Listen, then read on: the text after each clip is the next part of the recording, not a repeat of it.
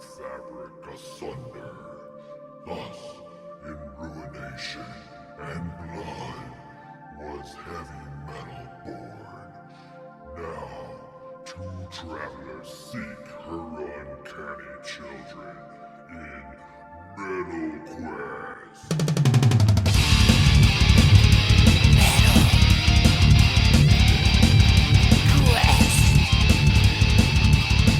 Anyways, yeah, we're gonna do this podcast. For sure. What do you want to actually talk about today? What are we gonna do? Well, the idea is we actually listen to some music at some point and talk about it. Yeah. That's we're kind of going the core tenet that we're the guiding principle that we're going for.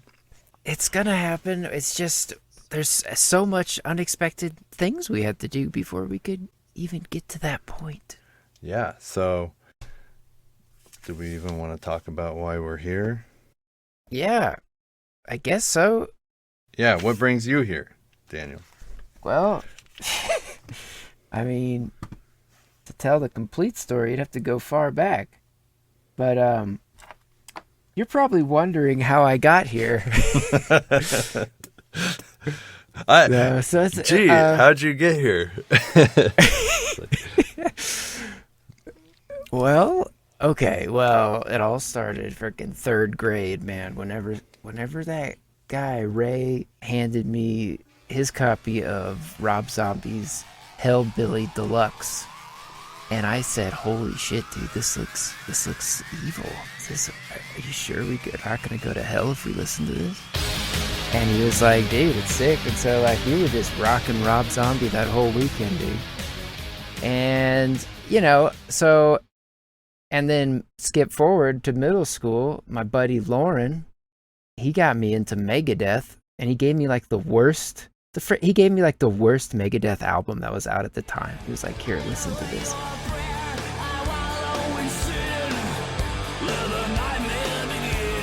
Prince of Darkness. Dude, it's like so good. And then my buddy was like, "Well, here, check out this one." And I was like, "Dude, this one's like even better." It was like Peace Sells, but Who's Buying or something. From there, it only got better and better. It's like I started with their worst album and I just kept moving up. And from there, it just took off in high school. Metallica, Hammerfall, Anthrax, Ed Guy, Children of Bodom, Dimmu Borgir, and then moved on to like Emperor. And I used to work at this toy store, and I would freaking get, a break, and there was a CD shop. I would go there like maybe like every 2 weeks when I got paid, and I'd buy like a random album. I got like Manowar.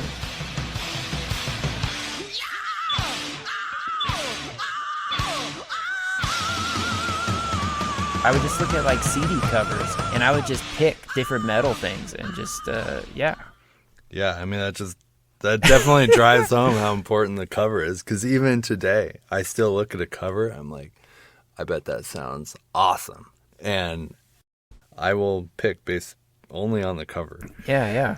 I've bought a couple albums just looking at their album art. It usually works out pretty good. Yeah. So. And then boom, skip to today. Skip to today, man. And here I am. I'm wanting to start a podcast. I've been kicking it around for a while. What am I going to do? Nicolas Cage. How'd it get burned? How'd it get burned? How'd it get burned? I don't know! Heavy metal.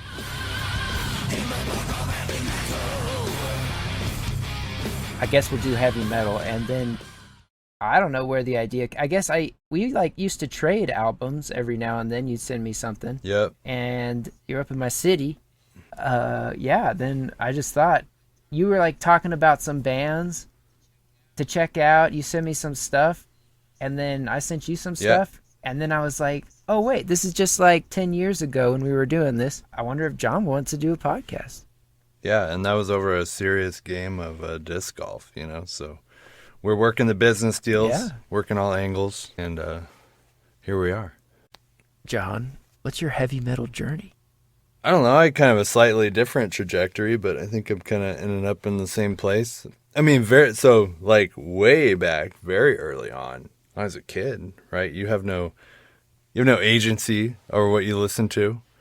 like 5 or something, actually remembering music. I think one of my first things I really remember was my sisters recorded Vanilla Ice, Ice Ice Baby, like at the Grammys or something, to a VHS. And we'd watch that all the time. We thought it was the coolest.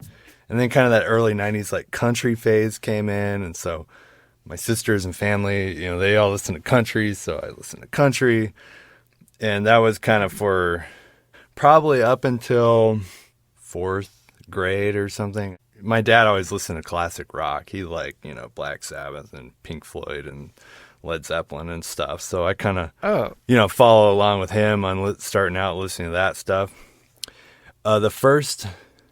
I thought you were going to say like Brooks and Dunn. I thought you were going down the country road. Oh, no. So, my dad had a brief country run for a while. Yeah. Yeah, I don't know. It was weird. And then he totally got out of it. Country Thunder in the 90s was so huge. So huge. Garth Brooks and Dunn. Yeah. 3:30 in the Big morning.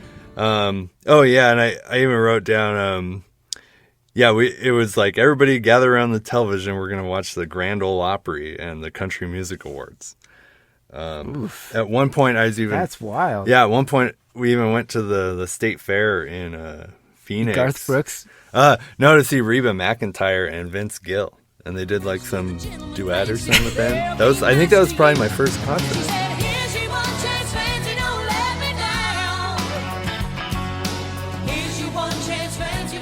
So that was kind of fun. Country music that's fun. It's good. It's Yeah. fun. Yeah. It's not heavy metal. No. It's pretty far from metal, even though it uses lots of the same. Yeah. I was gonna say, did Brooks come out to the Country Music Awards wearing his like blue sequin tuxedo or something? Yeah, and the bullet tie. And Dude, that's wild style, man. That's some crazy thing. That's a crazy like look to be like, I'm a cowboy, dude.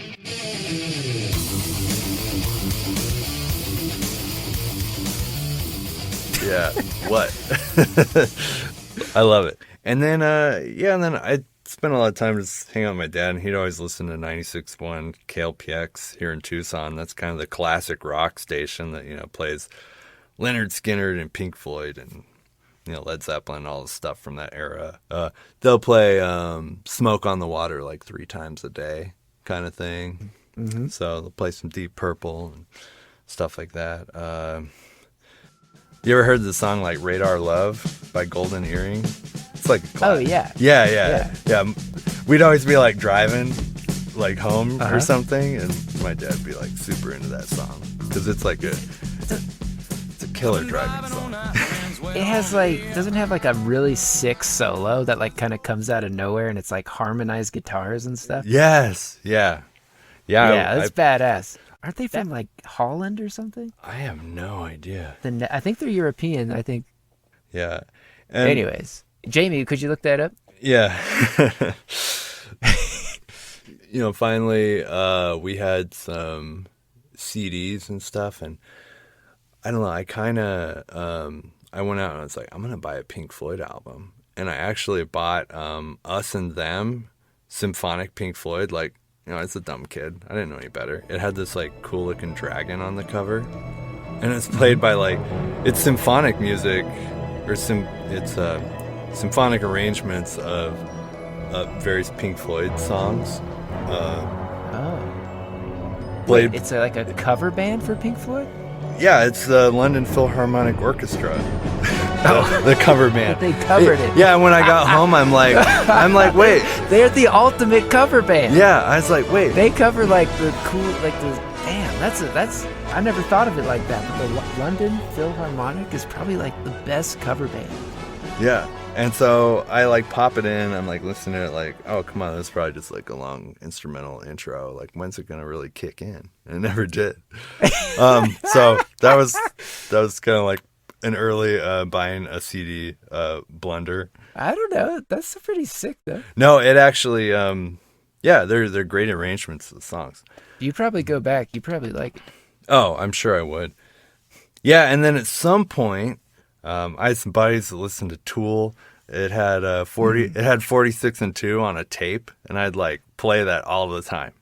So yeah,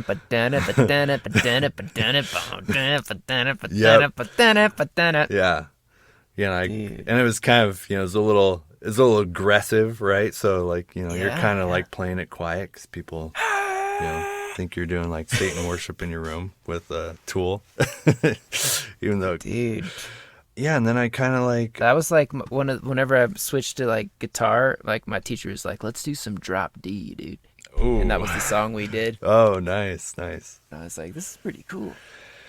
At some point, I got a guitar. It was either 7th or 8th grade, and I like wanted to learn how to play "Smells Like Teen Spirit," because like that was kind of like that was the song, man, to play it, to learn to play at the time. Okay. So I listened to some Nirvana. I actually bought their live album. It's like From the Muddy Banks of the Wishkah. It's a really awesome album just because it's like them playing live and it's raw and aggressive. It's really cool. I never got into Nirvana. It's something I probably missed. I bet some of it's pretty good. It's just like something. Yeah, I don't know why. I guess my brother was kind of like into that and not into it. Yeah, and then pretty much from like, Nirvana, like there was kind of a springboard between junior high, middle school, high school. I listened to like mid to later stuff, but all the post Sid Barrett, Pink Floyd, I was really into that. Okay. So the Roger Waters era Pink Floyd, I was really into just Zeppelin. I loved Zeppelin at the time. And I picked up, obviously Metallica and some other bands that I was spinning a lot at the time was, I listened to a lot of Opeth. Like I like Blackwater Park at the time. Oh, Opeth. Yeah. Zayo. I've listened to Blackwater Park. It has some interesting like backwards stuff going on. Yeah, it's like jazzy and it's kind of neat. I like it. Yeah.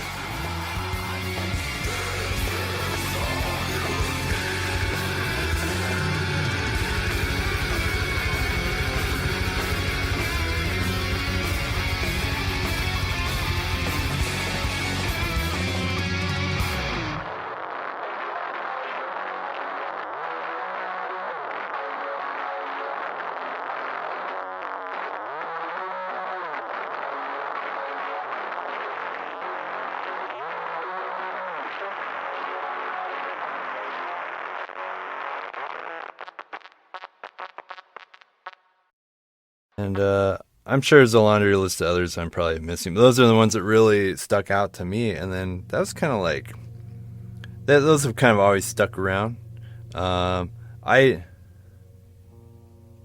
You went through a lot of stuff. I didn't think about all the stuff, all the music, all my music experience. Right, yeah, I mean, I was just thinking heavy metal. like you, But yeah. you are the one.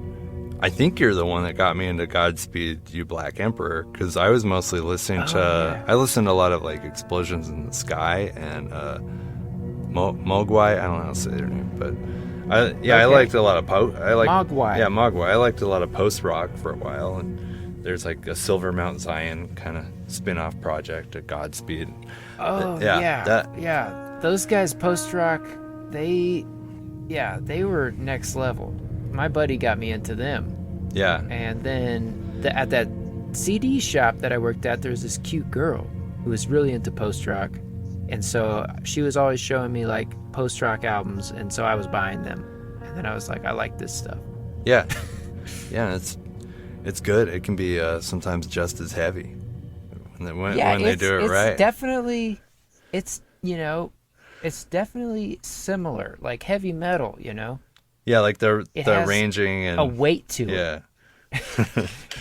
Or something, Most of that post-rock stuff is darker, too. Wouldn't you say, like, it kind of envelops, like, a cooler kind of atmosphere or something? Yeah, they seem to explore a lot more emptiness by usually, like, punctuating stuff with very, with short, like, explosive textural elements. Like, the guitars will kind of softly build and then explode and then vanish to, like, nothing. And it's kind of cool. Post-rock is probably a cousin or something of heavy metal, like a first cousin. Yeah, actually, some of the bands that do, like, those explosion stuff, I bet if you just took, like, some like black metal bands and just, turn the distortion down, kind of the way they're doing like tremolo picking on sections and stuff, like Yeah. Yeah, probably like Wolves in the Throne Room probably have like some sort of close tie to like Godspeed or something. I'm sure that's like an influence for them. Yep. I never would have thought of that. Yeah. And they're probably like, we hate Godspeed. Right. I've never met anybody who didn't really like them, to be honest. Yeah. And then I'd say probably over the last, I don't know, kind of been stuck in a little rut over the last decade or so. But I've been listening to a lot of like new retro wave, synth wave, dark wave, just synth music, and a lot of atmospheric black metal. I've really been digging those bands. And like right now I'm listening to a lot of like, like almost all the branches of the stoner metal. So it'd be like the stoner doom or kind of the stoner rock. I'm enjoying that these days. But I still also just like listening to metal. Anything is good. Yeah. So that's... I was like listening up to new stuff pretty much until like 2013, 2012, like finding new bands, and like I pretty much stopped trying to find new stuff. I was doing a heavy metal show on a pirate radio station, and so every Friday I had to have more material to play, something new to fill like 3 or 4 hours on this radio station, and it was sick. So yeah, I was like finding all this music online, and then we were downloading it illegally. I would play it on the radio illegally. So I was breaking multiple laws, but I was finding sick music, and after that it just kind of stopped. So yeah, I mean, that's why we're doing this. Yeah, here we are. We're back. And not only do you are you a consumer of metal, you are a contributor to the body of work. I like to think as myself as in that position. Yeah.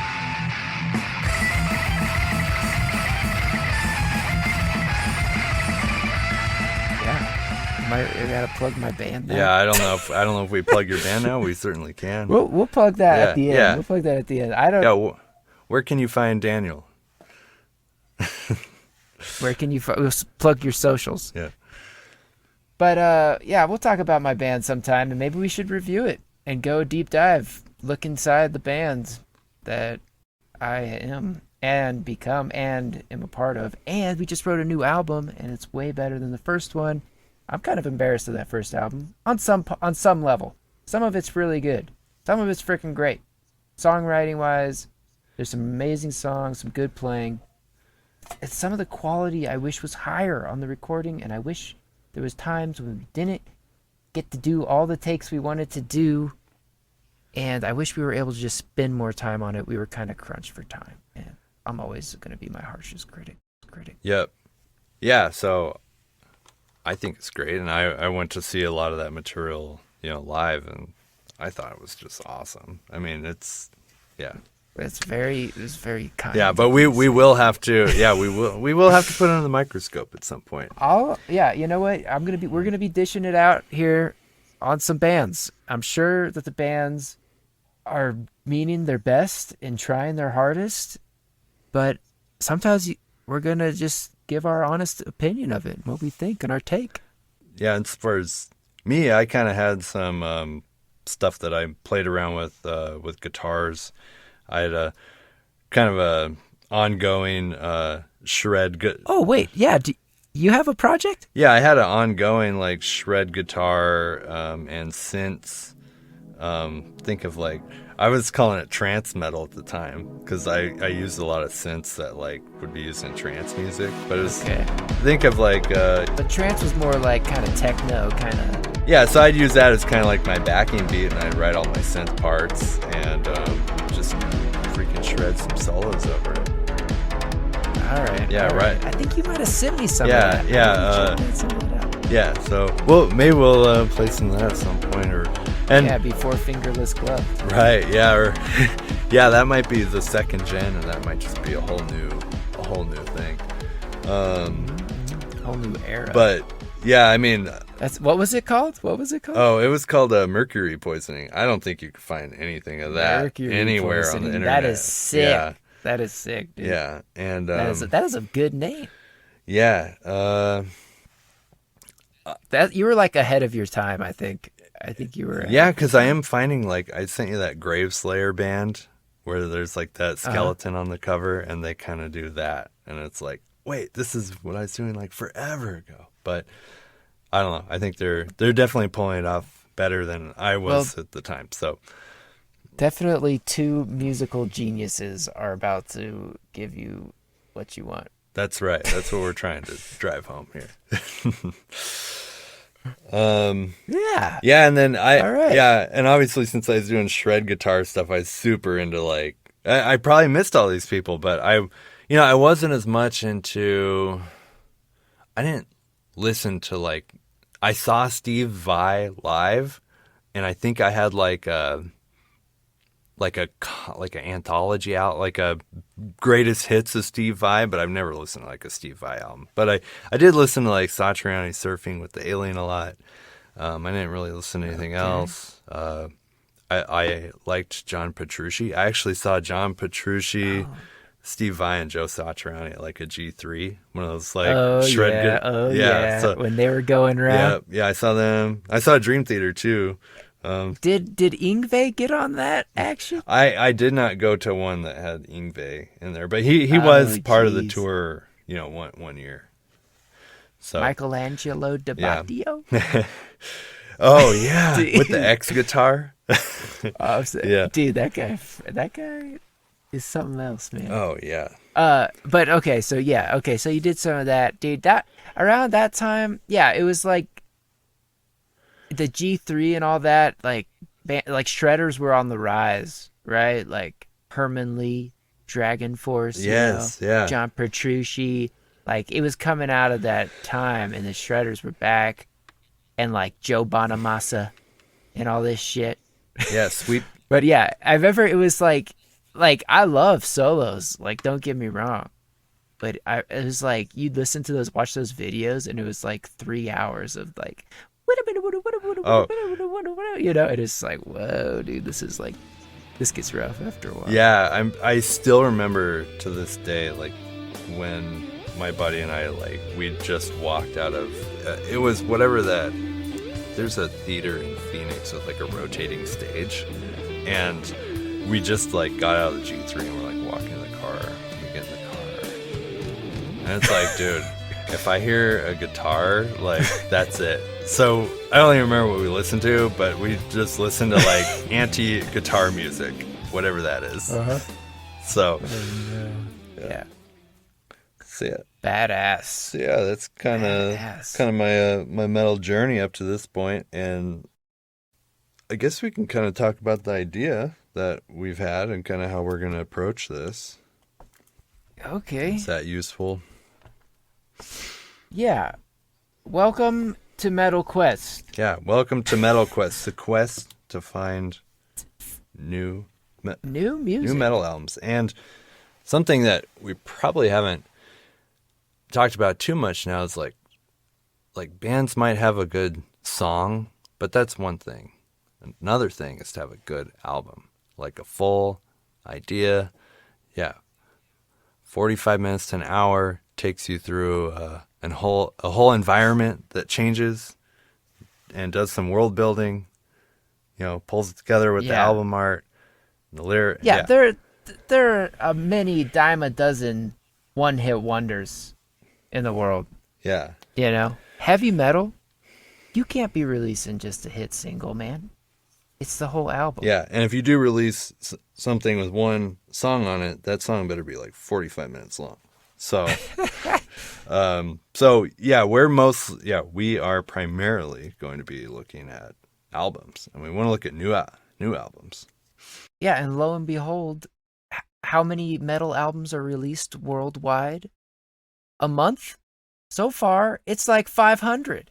Yeah, so I have October's in October, and this includes singles, EPs, full-length albums. So I'm gonna have to filter it down on the ones that are actually albums.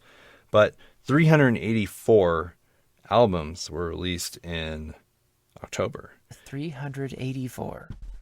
There's no way to listen to all those releases. How are you going to know what's good, what's bad? Well, you're going to have to just pick one based on the band's name and maybe their album art. So that's what we're doing. We're diving in. We're just jumping in off the deep end, and we're just gonna pick some random ones. Right? Yep, just totally random, and see what we come up with. Also, I mean, we're planning on doing a listener suggested album list where you can like email us, and then we can like review, stuff that is actually picked by like listeners who find this idea interesting, and then like I bet it's gonna be badass. So we'll have like a badass list of stuff. Unless people put in bad things, there could be people who sabotage our list. It's possible. That would be great. You should give us your worst albums and your best albums. That'd be so good. I don't know, but yeah, I'm excited to listen to some bad stuff too. I think that's gonna be really funny. Yeah, the key is listening. Listening is happening. Oh, that's perfect. And yeah, so for each album, we're gonna talk about the photo, and I think we need to answer the question of do they look like they sound. So maybe we'll talk about that. Okay. Definitely go over album art for the actual album. See if we can figure out what the heck their logo says. Look talk about the over logo. Look over the lyrics. Yeah, definitely dive through the lyrics. If it's if it's Swedish or German or something, we're gonna have to use Google Translate and kind of get yeah. We won't rate those as harshly on lyrics. Honestly, that'll probably get thrown out. Yeah. It'll be fun to go through and kind of get the gist of what's going on in the song. Is going to be the idea there. Yeah, and then also, we'll talk about the, the song structures, the album general, the quality of the recordings, and sometimes even like if it's supposed to be bad sounding, or whatever, just all the aspects that we can think of about the album. We're going to try to hit all those topics. Maybe the history of the band, right? We're going to do some and all that stuff, anything pertinent. Yeah, we'll do a little bit about the band. We'll see if there's any YouTube comments out there that are kind of fun or other platforms. The best YouTube comment is on their video. Check out their music video, maybe. Yeah, we should check if the album has a music video. We'd check that out. Yeah. Sometimes there's a release with it, Yeah. Yeah, and then, but most importantly, after we rate the album, we're gonna do the band gladiatorium. That's where right. Each band's band photo gets entered into a fight to the death in the team deathmatch arena, and all they get to do is bring what's in their band photo.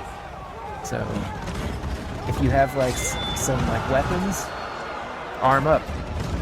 Yeah, any musicians out there, cover yourself in armor, spikes, have weapons with you. Maybe you might want a mage in your band. So if they survive, they move on to next week, and so it's only gonna get tougher and tougher until the ultimate band is found. Yeah, so we are going to find the strongest metal band. Yeah, if you had a wizard in your band photo, most fierce. Yeah. Or like sometimes they have ghosts or something. Yeah. Who knows? Yeah, if you have a stoned wizard. Or what if they have a demon? What if they're standing behind like a demon? Yeah. Oh my god. So the limits are sky high. Yeah, then after we go through the albums, we're gonna read listener mail on some of your reactions to the albums, because we're gonna announce the albums the week before that you can listen to, and then we're gonna move on to what we're calling the ritual. And this is where we do our random picking of some albums for the next month, and we'll be talking about how we're gonna be adding, how we can add other albums to that pool that we're picking from, and maybe have a listener's choice pool or something like that. So we'll work details. Yeah, get some feedback from the community and stuff, and then I love the idea of you sending us good albums and then people sending us bad albums too. And that, well, I guess we should put anything into the listener But it has to be metal. Yeah. So I guess a few prerequisites. It has to be metal. It has to be somewhere everybody can listen to it. So I'm gonna guess probably, YouTube is probably the most accessible thing. Yeah. Next would probably be, I don't know if everybody, Spotify might be okay, but certainly things like, I don't know, Bandcamp. Do people put stuff on SoundCloud still? Yeah, so Bandcamp, SoundCloud, YouTube. Yeah, send us a link to the thing. Absolutely. We'd prefer YouTube if possible. Yeah, if you could send the link. Well, should we go ahead and run the ritual right now to seed a set of albums, or what should we do there? Sure, let's do it. All right. Yeah, and so what the ritual is we're going to We found a list of every single heavy metal album that has been released in the universe for the past month. And what we do is we run a random number generator over this list that picks 3 random albums. So, should I tell them the backstory of the clip? How there's like aliens in there, and there's like monks, and there's somebody praying, and somebody compiling source code? Or should we just like let that be inferred? That's so good. That's all we need to put right there. Okay, so we ran the ritual on the first band. All right. Oh, yeah. My first impressions are the album cover's pretty cool looking. Album cover's pretty cool looking. Oh. Yeah, it's just like a little like organ bug thing. It's definitely some nightmare like creature from like, extra dimensional. It's like an extra dimensional creature. Yeah, and it's kind of in like and I don't know, it's cocoon or it's habitat. Like you can see where the light's kind of piercing through this canopy that's made out of like, just tissue and organs, and it's eating like bodies. What. There's like bodies all around. And there's another one on the side slurping up somebody else. Yeah. Full frontal so it's nudity. A pretty cool bug looking thing. I guess I didn't even say the name of the album. So the band is Sagrado, Sagrado, and the album name, Abysmal Slaughter of the Dead. All right. So, sounds a little They're redundant. on a label, but pathologically explicit recordings, and it's brutal death. Yeah. Ugh, this might be brutal. That's right. I was gonna take a peek at their band photo, but we'll see if we can find It looks like a couple of kids. See. Yeah, maybe guess how they'll do the gladiatorium. I don't know. We'll see. They're from this band's from the Philippines. Oh, this okay. is crazy. Cool. All right, sick. Some so some Filipino brutal death. Hell yeah. Sagrado? How do you say it? Sick. I'm excited for this one. This looks cool. Yeah, it looks way cool. All right, so the next album. Run the ritual. Okay, here it is. What did you find? What did the ritual turn up this time? So the band name here is Burning Point, and the album name is Arsonist of the Soul.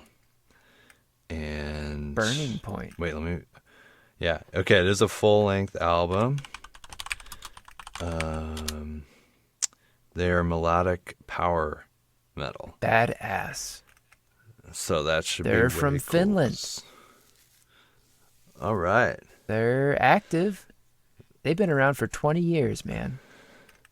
Wow. Awesome. And they got so whatever they got long hair too. One dude's bald. You got to Yeah. have one bald guy. Yeah. That's kind of the rule. I know. Well, yeah, right now between me and you, like, yeah, I'm the one with the long hair. Yeah, I'm the bald guy. You're the bald guy. Yeah. All right. Okay, next album. Okay. So I'm looking at it. This is... I see it. The band name is 1914. And the album name is Where Fear and Weapons Meet. So this is like a World War One. Yeah, metal band. Black metal band. World War One theme. Interesting. Yeah. Should be pretty cool. So 1914. First of all, their logo, pretty sick because it's still like kind of the branch style, but you can read it and it's just the numbers. 1914. Is it like? Yeah. It's kind of. I'm looking at it. It's kind of small, but it's kind. Yeah, it's kind of like spider web. And like Spider-Man hit it with his spider webs, or it's like something that's been shredded going through barbed wire or something. Kind of has that barbed wire wound cut. From far away, you can make it out really well. Yeah, it's good. Yeah, you can read it. Unlike a lot of other, you can read it. It's readable, legible. The album art is got a orange tone to it, which is nice. I like that. It's warm. Yeah. It's got death in the trenches. It's like an explosion Death is down there. Yeah, it's great. Doing some trench warfare. There's like some dead soldiers. There's bodily fluid, blood around on the floor. It all has a very nice tone. Yeah, I feel like for some of this we're gonna have to do like some WW1 research. We might have to get some. And they got barbed wire on Death's scythe there. Well, oh yeah. Well, Death kind of got caught up in the barbed wire too. So. Oh man, it's even hard for Death. World War One. It's like Death on a scale he never saw before. You know. Yeah, especially. Yeah, that's interesting. Especially then, that's there's some track. Yeah, there's some track names. They got something that looks like FN.380 ACP pound 19074. Is that like a bullet caliber? Yeah, that's the 380 ACP. Yeah, that's some kind of bullet. And I wonder what the 19074 is. Could that be like a serial number or something? I feel like we need to bring in a ballistics expert. Yeah, this seems like it's really themed World War One. Like they're not just putting that on the album cover. Yeah. Look, do you see the band? Yeah, sepia tone. They're in they're in their gear. Trench warfare. Yeah, they're in their like. Is that a German helmet? I don't know. They're from the Ukraine, so maybe that's a Ukrainian military outfit. I don't know. Oh my god! I think right off the bat we got to get some historians in here to help us work through this. Did you see their live photo? There's a little arrow. Their lead singer wears like their microphone's attached to like a M1 Grand or something. What the? And they have like mud on them and stuff from crawling through the trenches. Oh my god. This band has gone all in. Oh, they have a music video for oh my god, for this album. They are straight up visual K-pop band or whatever you at the beginning of the album. Visual K. They're totally taking the visual K or whatever. Yeah. Maybe we have a costume award or something we give out. Yeah, Metal Gladiatorium. We're gonna listen to these albums, and you, gentle listeners, listen to these albums yourself. What are we gonna call our? Cut this out. What are we gonna call our listeners? You gotta have a name for your listeners. Yeah, we'll come up with we'll come up with a name, but I think we. Little monsters. We'll cut this out. Maybe we won't cut this out. But Jesus Christ. This is our first podcast we've ever done. We're trying to do it the best we can. And if anybody finds it in their like heart of hearts to write us an email, that would be like, I feel that's almost like the chances of that are like getting picked up by an alien out in outer space, you know. It's like it's almost probably more rare. I bet we probably get abducted before someone emails us. But if you somehow find this and you feel like you want to send us an email, shoot us an email at metalquestpodcast@gmail.com, and we'd be forever in your debt. We'd really like to hear from you. Yeah, we're gonna put that in the show notes for contact information. First contact. First contact. So we'll see what happens first. First contact with a pod listener, or first contact with aliens. Well, should we always like mention them as like a supporter at the end of the show and thank you? We will always first email. We'll credit you. Yeah, and if you're somebody that's coming from episode 300. From back in the day. Yeah, many years in the future, and you just wanted to listen to some of the early pod, some of the early cuts. Welcome. Yeah, and welcome to the show. Welcome back. And we don't apologize for anything. That's right.